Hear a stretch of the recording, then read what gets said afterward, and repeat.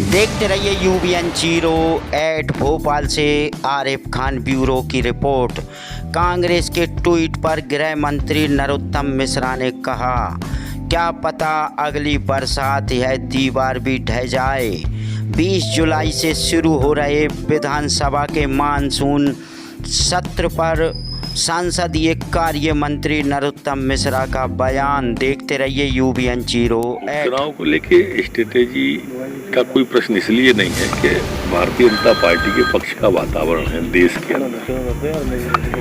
प्रधानमंत्री मोदी जी का आभा मंडल, शिवराज सिंह जी की सरकार के काम पिछले 3 महीने और कांग्रेस सरकार के पिछले 15 महीने में जो उन्होंने किसान से, नौजवान से धोखा दिया है, जब इस सब का सम्मिश्रण जनता के सामने आता है तो वो सम्मिश्रण ही वातावरण का निर्माण कर देता है और भारतीय जनता पार्टी स्वतः जीत की ओर अग्रसर हो जाती है और हमें ही वर्चुअल रैली में भी वही सम्मिश्रण जनता के सामने रखना है। सर, इंदौर में लॉकडाउन लगा है, अफवाह उठ रही है मध्य प्रदेश में या भोपाल में भी लग सकता है, थोड़ा साफ कर दें। नहीं, इस तरह की अभी कोई भी प्लानिंग नहीं है कि स्थायी रूप से कोई लॉकडाउन किया जाए।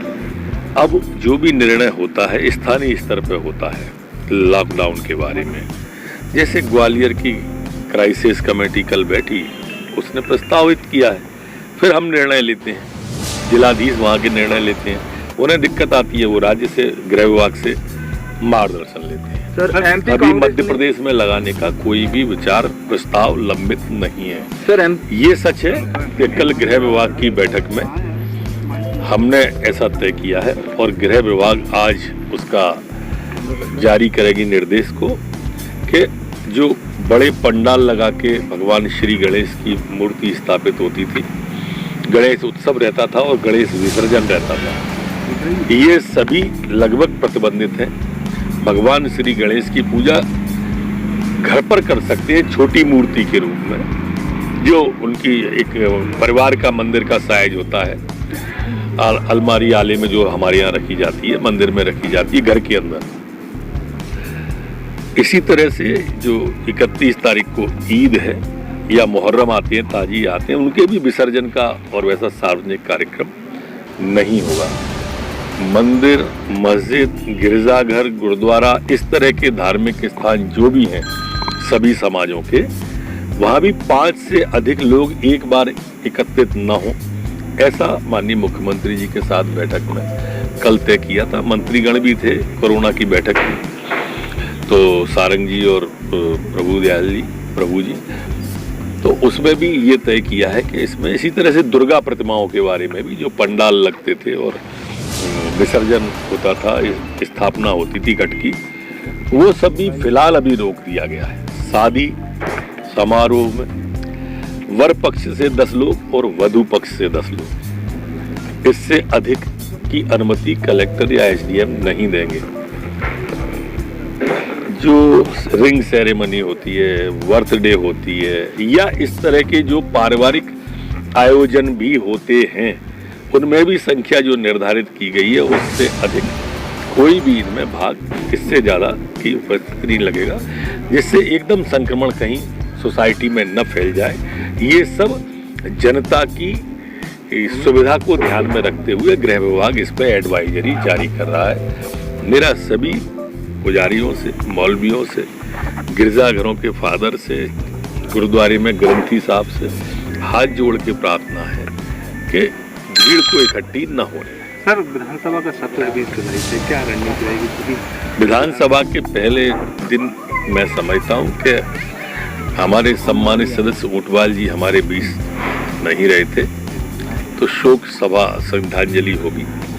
दूसरे दिन माननीय अध्यक्ष विधानसभा का चुनाव होगा, बजट भी रखा जाएगा, प्रस्तुत किया जाएगा और उसके बाद फिर उपाध्यक्ष की अधिसूचना निकलेगी, फिर बजट पास होगा। इस तरह से ये पूरी प्रक्रिया है। सर, कांग्रेस ने एक हमला बोला है, ट्वीट किया है एमपी कांग्रेस ने कि अटल जी के सिद्धांतों को, ट्वीट को हमला मानते हो आप लोग?